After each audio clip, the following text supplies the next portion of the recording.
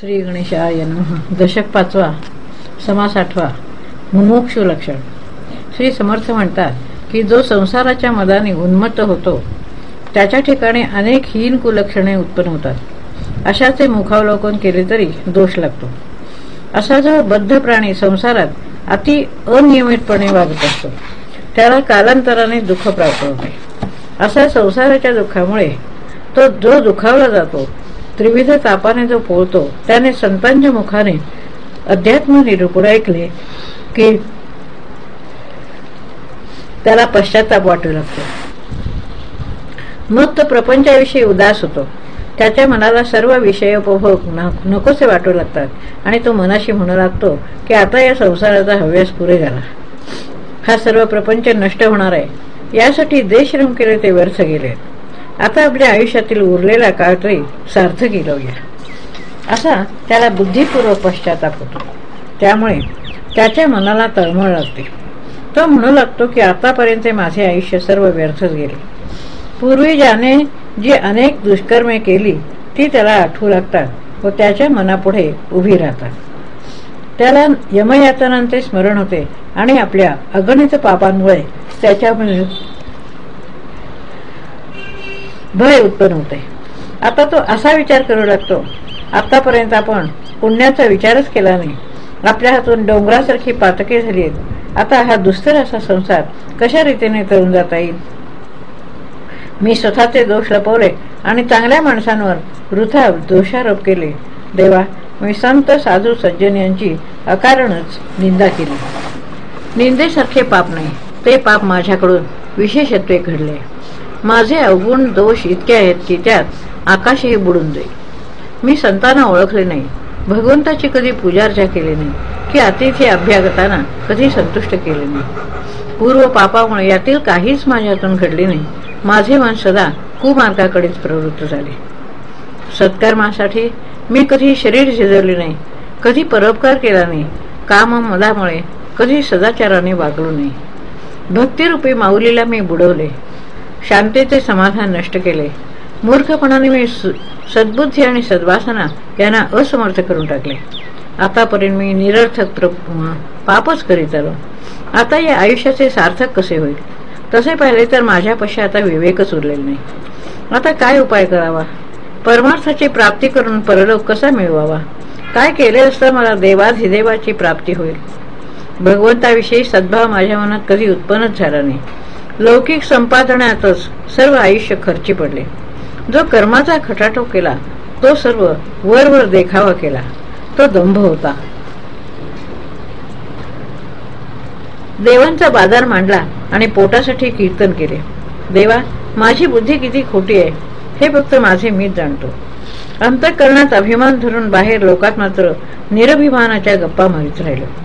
मनात द्रव्याची इच्छा धरून बाहेर मात्र ध्यानस्थ असल्याचे नाटक केले. विद्वत्तेने लोकांना फसवले. पोटासाठी संतांची निंदा केली. या प्रकारे माझ्या ठिकाणी नाना प्रकारचे दोष भरलेले. सत्याचा उच्छेद केला, खोट्याचे प्रतिपादन केले. अशी नाना कुकर्मे केवळ पोट भरण्यासाठी केली. असा ज्याला मनापासून खरा खरा पश्चाताप होतो व संतांचा उपदेश ऐकून ज्याच्या आचरणात आचार विचारात बदल घडून येतो त्याला ग्रंथात मुमुक्षु असे संबोधले जाते. मनापासून जो पुण्यमार्गाची आवड धरतो, सत्संगाची इच्छा करतो आणि संसारात विरक्त होतो त्याला मुमुक्षु म्हणतात. आतापर्यंत कितीतरी राजे महाराजे नष्ट झाले, त्यांच्या तुलनेने माझे वैभव ते किती, असा विचार करून सत्संगाची इच्छा धरतो तो मुमुक्षु होय. विरक्तीच्या बळावर जो आपले अवगुण पाहू लागतो आणि दुःखाने स्वतःचीच निंदा करू लागतो त्यास मुमुक्षु म्हणावे. तो म्हणू लागतो की मी किती अनुपकारी आहे, मी किती दंभ करणार आहे, अनाचारी आहे, मी पतित चांडाळ आहे, दुराचारी, खळ, केवळ पापी आहे. मी अभक्त दुर्जन असून हीनाहून हीन आहे. मी पाषाण जन्मलो आहे. मी दुरभिमानी आहे. लोकात मी अत्यंत तापट असून मला नाना व्यसने आहेत. तो म्हणतो की मी आळशी, अंगचोर म्हणजे कामचुकार आहे. मी कपटी, भ्याड, मूर्ख आणि अविचारी आहे. तो म्हणतो मी कुच कामाचा, वाचाळ, पाखंडी आणि तोंडा, कुबुद्धी, कुटिलास आहे. मला काहीच कळत नाही. मी सगळ्यांपेक्षा क्षुद्र आहे, याप्रमाणे जो आपली कुलक्षणे वर्णन करतो तो मुमुक्षु असे जाणवे. तो म्हणतो की मी अनधिकारी आहे, कठोर आहे, शीलभ्रष्ट आणि सर्व प्रकारे मी नीच आहे. मी अत्यंत स्वार्थी आहे, मी अनर्थ करणार आहे, मी परमार्थी नव्हेच, मी अवगुणांची रास आहे, मी व्यर्थ जन्माला आलो आणि भूमातेस भार झालो. अशी आपली वारंवार निंदा करतो. त्याला संसार त्रासदायक वाटू लागतो आणि सत्संगाची गोडी लागल्याने त्याचा हव्यास जो धरतो तो मुमुक्षु होय. तो मग अनेक तीर्थे धुंडाळतो, शमदमादी नाना साधने करतो, अनेक ग्रंथांचा सखोल अभ्यास करतो, पण त्याने त्याचे समाधान होत नाही. हे सर्व ज्ञान अनुमानाचे आहे असे त्याला वाटते आणि मग तो म्हणतो की आता संतांना शरण जाऊया. मग देहाभिमान, कुळाभिमान, द्रव्याभिमान आदी अनेक प्रकारच्या अभिमानांचा त्याग करून मुमुक्षु संतचरणी अनन्य भावाने शरण जातो. जो अहंतेचा सर्वस्वी त्याग करतो, स्वतःची नाना प्रकारे निंदा करतो आणि मोक्षाची अपेक्षा करतो त्याला मुमुक्षु म्हणावे. ज्याला थोरपणाची लाज वाटू लागते, जो परमार्थासाठी देह झिजवतो आणि ज्याचा संतचरणी दृढ विश्वास असतो तो मुमुक्षु होय. ज्याने संसाराचा स्वार्थ सोडलेला असतो आणि परमार्थाचा हव्यास धरलेला असतो व जो सज्जनांचा अंकित होण्याची इच्छा करतो तो मुमुक्षु जाणावा. याप्रमाणे या संकेतचिन्हावरून मुमुक्षुला ओळखावे. आता पुढे साधकाची लक्षणे सांगितली जातील, त्याकडे श्रोत्याने लक्ष द्यावे असे श्री समर्थ म्हणतात. इति श्री दासबोधे गुरुशिष्य संवादे मुमुक्षु लक्षण नाम समास 8वा समाप्त. दशक 5वा समास 9वा साधक लक्षण. श्री समर्थ म्हणतात की मागील समासात मुमुक्षुची लक्षणे थोडक्यात सांगितली. आता सावध होऊन साधक कसा असतो ते ऐका. ज्याने अवगुणांचा त्याग करून संत संग धरलेला असतो त्याला साधक असे म्हणतात. जो संतांना शरण जातो आणि ज्याला संतांनी आपला म्हणून त्याचे हित करण्याचे आश्वासन दिले असेल त्याला साधक म्हणतात. ज्याला संतांनी आत्मज्ञानाचा उपदेश केल्याने ज्याचे संसार बंधन तुटलेले असते व जो आत्मज्ञान दृढ होण्याकरता साधन करतो तो साधक होय. जो श्रवणाची आवड धरतो, अद्वैत निरूपणात ज्याला गोडी वाटते व त्यावर मनन करून जो गूढ आणि खरा अर्थ बरोबर जाणून घेतो तो साधक जाणावा. संतांच्या समुदायात सारासार विचाराचे विवेचन होत असता जो ते तत्पर होऊन मनपूर्वक श्रवण करतो व संदेह नाहीसे करून जो दृढ निष्ठेने आत्मज्ञानाकडे वळतो तो साधक होय. आपल्या मनातील निरनिराळ्या प्रकारच्या संदेहांची निवृत्ती व्हावी, निरसन व्हावे यासाठी जो संतांची संगती धरतो व शास्त्र प्रचिती, गुरुप्रचिती, आत्मप्रचितीच्या ऐक्याचा अनुभव घेतो तो साधक. विवेकाने देहबुद्धीचा त्याग करून जो आत्मबुद्धी सुदृढ होण्यासाठी नेहमी श्रवण मनन करीतच राहतो तो साधक जाणावा. दृश्याचे भान दुर्लक्षून जो आत्मज्ञान दृढ धरतो आणि विचाराच्या योगाने आपले समाधान टिकवून धरतो त्याला साधक म्हणावे. द्वैताची उपाधी सोडून देऊन जो साधनाने अद्वैत वस्तू म्हणजे जे परब्रह्म स्वरूप त्याची प्राप्ती करून घेतो आणि स्वस्वरूपानुभवाने जो परमात्म्याशी एकरूप होऊन समाधान पावतो तो साधक होय. पूर्वी जीर्ण जर्जर झालेल्या आत्मज्ञानाचा जीर्णोद्धार करतो, म्हणजेच ज्या आत्मज्ञानाचे त्याला विस्मरण झाले होते ते जो परत विवेकाने प्राप्त करून घेतो आणि अशा रीतीने भवसागरातून जो पैलतीरास पोहोचतो त्यास साधक म्हणावे. अध्यात्म निरूपणात श्रवण केलेली उत्तम साधूची लक्षणे जो अंगी बाणवतो व अभ्यासाने जो स्वस्वरूपाशी तदाकार होतो तो साधक होय. ज्याने असत्क्रियेचा त्याग केलेला असतो व जो प्रयत्नपूर्वक सत्क्रिया वाढवतो व त्या योगे ज्याची स्वरूपस्थिती अधिकाधिक दृढ होत जाते त्यास साधक म्हणावे. दिवसेंदिवस जो अवगुणांचा त्याग करून उत्तम गुणांचा अभ्यास करतो आणि जो स्वस्वरूपी निजध्यास लावतो तो साधक होय. दृढ निश्चयाच्या बळावर दृश्य विश्वाचे आकर्षण ज्याला उरत नाही आणि जो सदा स्वस्वरूपी ऐक्य पावलेला असतो त्याला साधक म्हणतात. प्रत्यक्ष दिसणारी जी मायामय सृष्टी तिच्याकडे जो लक्ष देत नाही आणि प्रत्यक्ष डोळ्यांना न दिसणारे जे स्वस्वरूप ते जो अंतर्यामी एकाग्र होऊन पाहतो त्यास साधक म्हणून जाणावे. जे लोकांना अज्ञात असते मनाने त्याचे अनुमानही करता येत नाही. ते स्वरूप जो आपल्या अंतरात दृढ धरून ठेवतो तो साधक होय. ज्याचे वर्णन करू लागल्यास वाचा कुंठित होते. जे स्वरूप डोळ्यांना दिसू शकत नाही त्याची नाना प्रयत्नाने जो प्राप्ती करून घेतो त्यास साधक म्हणावे. जे आत्मस्वरूप अनुभवास यावे म्हणून अनेक लोक प्रयत्न करतात, पण ते साध्य करू शकत नाहीत व जे पाहण्याचा कितीही प्रयत्न केला तरी जे दिसू शकत नाही त्याचा साधनाच्या बळावर जो प्रत्यक्ष अनुभव घेतो त्यास साधक म्हणावे. ज्या स्वस्वरूपापर्यंत मन पोहोचू शकत नाही, जेथे तर्कही पोहोचू शकत नाही, त्याचा अभ्यासाच्या बळाने जो साक्षात अनुभव घेतो त्यास साधक म्हणावे. स्वानुभवाच्या योगे आत्मवस्तूची ज्याने त्वरित प्राप्ती करून घेतलेली असते, एवढेच नव्हे तर जो स्वतः ती वस्तूच होतो तो साधक होय.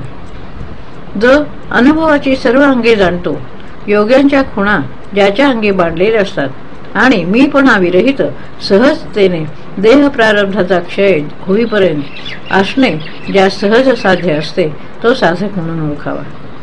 विद्या अविद्या उपाधीना बाजूस सारून जो साधनाने इंद्रिय गोचर नसल्याने असाध्य भासणारी आत्मवस्तू प्राप्त करून घेतो आणि स्वस्वरूपे ज्याने दृढ बुद्धी केलेली असते तो साधक होय.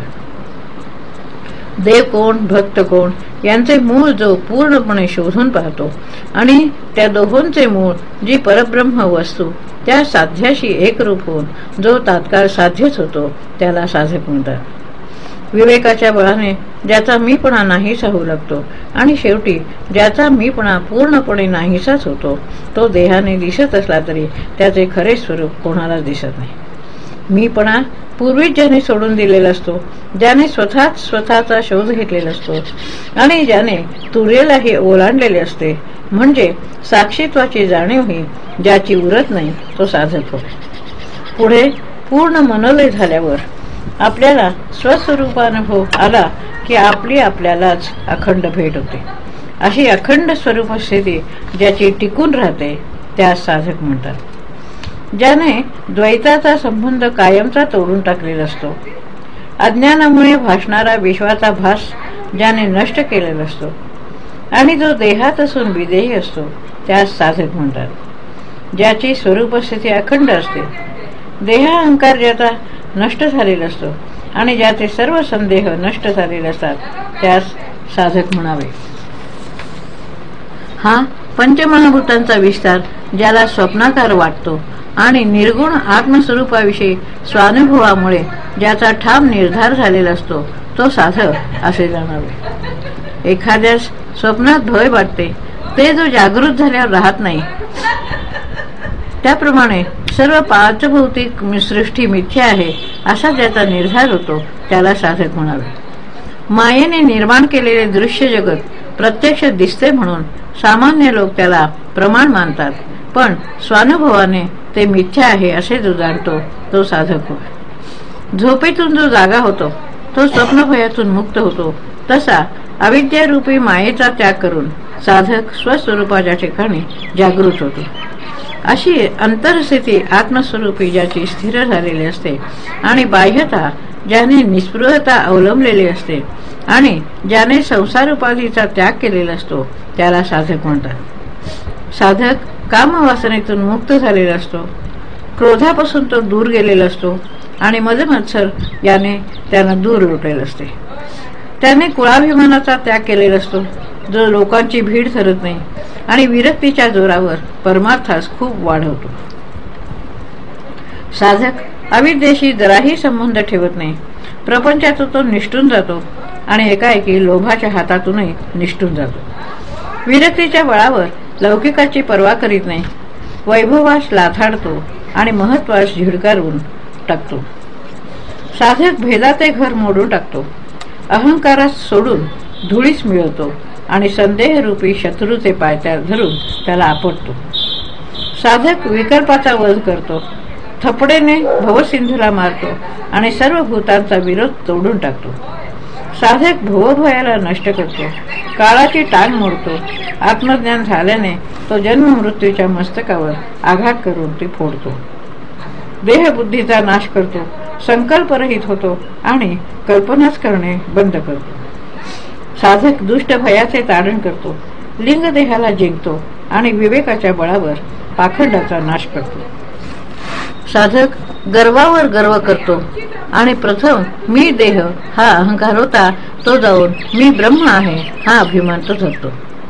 स्वार्थ अनर्थी चालवतो आणि म्हणजे तो निस्वार्थी बनतो. साधक शास्त्रशुद्ध मार्गाने अनर्थाला म्हणजे दुर्दैवाला ठार करतो. मोहाला तो मध्येच तोडतो. दुःखाचे 2 भाग करून टाकतो आणि शोकाला खंडून टाकतो. द्वेषाला तो हद्दपार करतो. नास्तिकपणाचे नरडे दाबतो आणि कुतर्काच्या मनात धाक उत्पन्न करतो. आत्मज्ञानामुळे विवेक फारच बळावतो. त्यामुळे आत्मस्वरूपाविषयीचा निश्चयही सुदृढ होतो आणि वैराग्य बळाने अवगुणांचा संहार होतो. साधकाच्या ठिकाणचा स्वधर्म अधर्मास लुटतो. सत्कर्माने कुकर्माला झुगारून देतो आणि विचाराने अविचाराला नष्ट करतो. साधक तिरस्काराला चिरडून टाकतो. द्वेषाला खरडून त्याचा त्याग करतो. अविषादाच्या मदतीने विषादाला पायदळी तोडवतो. साधक कोपावर हल्ला चढवून त्याला मारतो. कपटीपणाला अंतरात कुठून नष्ट करतो आणि जगातील सर्व लोकांना आत्मवत मानू लागतो. तो प्रवृत्तीचा त्याग करतो. सुहृदांचा संग सोडतो आणि निवृत्तीच्या मार्गाने ज्ञानयोग साधतो. तो विषयरूपी ठगाला ठकवतो.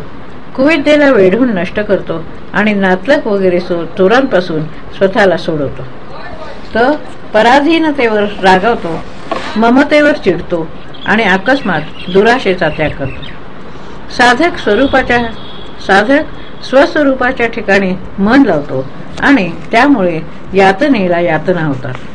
साधक दृढनिश्चय आणि प्रयत्न यांची प्रतिष्ठा वाढवतो. साधक अभ्यासाची संगत धरून निग्रहाने साधन मार्गास लागतो. या मार्गात प्रयत्न हा त्याचा उत्तम सोबती असतो. जो सदैव दक्ष असतो त्याला साधक म्हणावे. तो नेहमी नित्यानित्य विवेक करतो आणि मीपणाचा संग सोडून सत्संग धरतो. साधक निर्धाराने संसाराला बाजूस सारतो. विवेकाने सर्व व्याप सोडून देतो आणि शुद्ध आचाराने अनाचाराला व्यवहारातून हाकलून देतो. साधक आत्मबुद्धीच्या विस्मरणाला विसरतो. सदा प्रयत्नशील राहतो आणि मनाच्या इतस्ततः भरकटण्याला न घाबरता सावध राहतो. असो, आता हे बोलणे पुरे झाले. थोडक्यात म्हणजे अध्यात्म निरूपणाच्या योगे जो आपल्या अवगुणांचा त्याग करतो तो साधक असे जाणार. तो बळेच सर्व संघांचा त्याग करतो म्हणून त्याला साधक म्हणतात. आता पुढील समासात सिद्ध कसा ओळखावा ते जाणून घ्यावे. येथे असा संशय निर्माण झाला की जो निस्पृह असतो तो साधक होतो. मग प्रापंचिक माणसाच्या हातून त्याग घडत नाही, मग तो साधक होऊ शकत नाही का, अशी श्रोत्याने शंका व्यक्त केली. त्याचे उत्तर कसे दिले आहे ते पुढल्या समासात तत्पर होऊन ऐका, असे श्री समर्थ म्हणतात. इति श्री दासबोधे गुरुशिष्य संवादे साधक लक्षण नाम समास 9 समाप्त. दशक 5 समास 10 सिद्ध लक्षण. श्री समर्थ म्हणतात की गेल्या समासाच्या शेवटी श्रोत्याने एक प्रश्न विचारला होता की प्रापंचिक माणूस त्याग केल्याशिवाय साधक होऊ शकत नाही का. या संबंधीचा विचार असा आहे, कुणाही साधकाला सन्मार्गाच्या अंतःकरणापासून स्वीकार करावा लागतो आणि असत मार्गाचा त्याग करावा लागतो. या प्रकारचा त्याग करणे सांसारिक माणसाला सहज शक्य आहे. कुबुद्धीचा त्याग केल्याखेरीज सुबुद्धी उत्पन्न होत नाही. सांसारिक माणूस कुबुद्धीचा त्याग सहज करू शकतो. त्याने अशा प्रकारे त्याग करावा. मनाने प्रपंचाचा वीट आला पाहिजे आणि मनपूर्वक विषयांचा त्याग केला पाहिजे, तरच पुढे परमार्थ मार्गाचे अवलंबन करता येते. साधकाने नास्तिकपणाचा त्याग करावा, संशयाचा त्याग करावा, म्हणजे पुढे हळूहळू अज्ञानाचा त्याग घडू लागतो. प्रापंचिक साधक असो किंवा निस्पृह साधक असो, अशा प्रकारचा सूक्ष्म अंतस्थ त्याग दोघांनाही करावाच लागतो. जो प्रापंचिक नसेल त्या निस्पृह साधकाला बाह्य त्यागही विशेष करून आवश्यक आहे. प्रापंचिक माणसालाही ठाई ठाई थोडा तरी बाह्य त्याग करावाच लागतो. त्याशिवाय त्याला अध्यात्मश्रवण, नित्यनेम इत्यादी काहीच घडणार नाही. या प्रकारे शंकेचे समाधान झाले. त्यागाशिवाय कोणीही साधक बनू शकतच नाही, हे शंकेचे उत्तर आहे. आता पुढील विषयाचा संदर्भ लक्षपूर्वक ऐका. मागील समासात साधक कसा ओळखावा, त्याची लक्षणे कोणती याविषयी निरूपण झाले. आता सिद्ध लक्षणाचे गुण सांगतो. जो साधक ब्रह्मरूप होतो, वस्तूच होऊन राहतो, ज्याचा संशय ब्रह्मांड बाहेर गेलेला असतो आणि कुठल्याही परिस्थितीत आत्मस्वरूपाविषयी ज्याचा निश्चय ढळत नाही, त्याला सिद्ध म्हटले जाते. बद्धपणात जे अवगुण असतात ते मुमुक्षपणात नसतात आणि मुमुक्षपणाची लक्षणे साधकपणात दिसून येत नाही. साधकाची संदेहवृत्ती पुढे पूर्ण नाहीशी होऊन तो जेव्हा निसंदेह होतो तेव्हा तो सिद्ध साधू म्हणून ओळखावा. संशयरहित ज्ञान हे साधूचे मुख्य लक्षण असते. जो सिद्ध होतो त्याच्या ठिकाणी हीन संशय उत्पन्न होईलच कसा? कर्ममार्ग संशयाने भरलेला आहे. परमार्थाच्या साधनातही संशय कालवलेला आहे. या प्रकारे सर्वत्र संशय भरून राहिलेला असतो. फक्त एक साधू पुरुष मात्र निसंदेह असतो. संशयासहित असलेले ज्ञान खोटे असते. संशयासहित वैराग्यही आश्रयहीन असते. संशयासहचे भजनही वाईट असून ते निष्फळ होते. ज्या देवाविषयी संशय असेल तो देव व्यर्थ होय. जेथे संशय आहे तो भावही व्यर्थ व ज्याचा स्वभाव संशय असेल तोही व्यर्थच. संशय असेल ते सर्व काही व्यर्थच ठरते. संशय सहित व्रत, संशय सहित तीर्थयात्रा दोन्ही व्यर्थ आहेत. निश्चयाशिवाय संशयाने केलेला परमार्थही व्यर्थच ठरतो. संशयाने केलेली भक्ती, संशययुक्त प्रीती आणि संशयाने केलेली संगत यामुळे संशय मात्र वाढतो.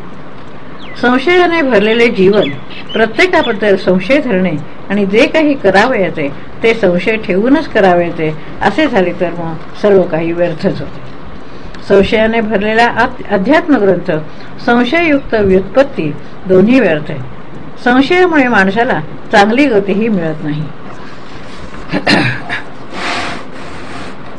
संशयाने भरलेली सावधानता, संशयाने एखाद्याची बाजू घेणे, पक्ष घेणे व्यर्थ आहे. जो संशय असेल त्याला मोक्षप्राप्ती होऊ शकत नाही. संशयग्रस्त असलेला संत, पंडित अथवा बहुश्रुत विचारवंत कुठल्याही बाबतीत निश्चय नसेल तर तो व्यर्थच ठरतात. संशयावर उभारलेली श्रेष्ठता, व्युत्पन्नता किंवा ज्ञान निश्चयाच्या अभावी व्यर्थच असते. या जगात कुठलीही गोष्ट निश्चित नसेल तर ती अणुमात्र प्रमाण मानली जात नाही. संशयाच्या प्रवाहात जे सापडते ते सर्व व्यर्थ वाहतच जाते. वक्त्याचे बोलणे जर निश्चयात्मक नसेल तर ते कंटाळवाणे ठरते. बाष्कळपणाने तो उगीच बडबड करतो, त्यामुळे ते निरर्थक ठरते. निश्चयाशिवाय जी वल्गना केली जाते ती खरोखर विटंबनाच असते. संशयामुळे समाधानाला ठावच राहत नाही. म्हणून संदेहरहित ज्ञान आणि आत्मज्ञानाच्या निश्चयामुळे त्याच्या ठिकाणी असणारे समाधान हेच सिद्धाचे लक्षण. तेव्हा श्रोत्याने प्रश्न केला की कोणता निश्चय करावा? निश्चयाचे मुख्य लक्षण काय ते मला समजावून सांगावे. श्री गुरु म्हणतात की मुख्य देव कसा आहे हे जाणणे म्हणजे निश्चय होय. नाना देवांच्या गलबल्यात आपण पडूच नाही. ज्याने हे चराचर विश्व निर्माण केले त्याच्या संबंधी विचार करावा. शुद्ध विवेकाच्या बळावर परमेश्वर म्हणजेच मुख्य देव कोणता हे ओळखावे. मुख्य देव कोणता, भक्ताचे लक्षण काय हे सत्याची कास धरून व विवेकाने असत्य बाजूस सारून जाणून घ्यावे. आपल्या उपास्य देवतेला ओळखावे. मग आपल्या खऱ्या स्वस्वरूपाचा शोध घ्यावा आणि मीपणाचा त्याग करून वस्तुरूप होऊन राहावे. मी बद्ध आहे हा विकल्प तोडून टाकावा आणि मी मुक्तच आहे असा मोक्षाचा निश्चय करावा. पंचमहाभूतांचा अन्वय व्यतिरेकासह म्हणजेच सृष्टीची उभारणी आणि संहारणी यांच्यासह विचार करावा. पूर्वपक्ष म्हणजे मी देह आहे आणि सिद्धांत म्हणजे मी म्हणजे देह नव्हे हे कळून येणे आणि अधिक सखोल निधिध्यासाने स्वस्वरूपानुभव घेणे. त्यावेळी प्रकृतीचा अंत होतो व मग त्या अनुभवामुळे तो निश्चय कधी चळत नाही. मी देह असे वाटते, त्यामुळेच संशय उत्पन्न होतात आणि ते समाधान क्षीण करतात. म्हणून मी आत्मा आहे हा निश्चय कधी ढळू देऊ नये. आत्मज्ञान स्वयंसिद्धच आहे, पण त्याचे विस्मरण झाल्याने मी देह असा देहाभिमान उत्पन्न होतो आणि त्यामुळे संदेह होतो.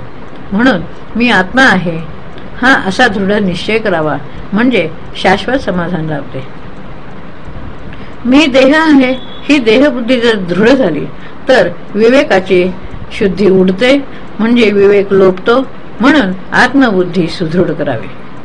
आत्मबुद्धीचा निश्चय शब्दज्ञानाने दृढ होत नाही, तर स्वरूपानुभव आल्याने आत्मबुद्धी दृढ होते. हेच मोक्षरूपी लक्ष्मीचे ऐश्वर्य होय. म्हणून मी आत्मा आहे हे कधीच विसरू नये. आतापर्यंत निश्चय म्हणजे कोणता त्याचे लक्षण सांगितले, पण सत्संगाशिवाय ते कळत नाही. संतांना शरण गेल्याने सर्व संशय नष्ट होतात. आता हे बोलणे पुरे झाले. सिद्ध पुरुषाचे लक्षणे आता ऐका. जो पूर्ण निस्संदेह होतो त्यास सिद्ध म्हणावे. ब्रह्मस्वरूपाच्या ठिकाणी देहच नाही, तर मग संदेह कुठला? म्हणूनच सिद्ध हा नेहमी निस्संदेह असतो. देहाचा संबंध जेथे असतो तेथे त्रिगुण असतात, म्हणून लक्षणांची उणीव नसते. देहातीत असतो तो गुणातीतही असतो, तर त्याची लक्षणे सांगणार तरी कशी? जे डोळ्याने म्हणजे इंद्रियाने जाणता येत नाही, जे इंद्रियातीत आहे त्याची लक्षणे कशी सांगणार? सिद्ध हा निर्मळ आत्मवस्तूशी एकरूप होतो, तर त्याची लक्षणे कशी असणार? लक्षणे त्रिगुणांच्या योगे भासतात आणि आत्मवस्तू तर ती गुणातीत असते. सिद्ध हा परमात्मा स्वरूप असतो, म्हणून तोही गुणातीत असतो. हेच त्याचे लक्षण.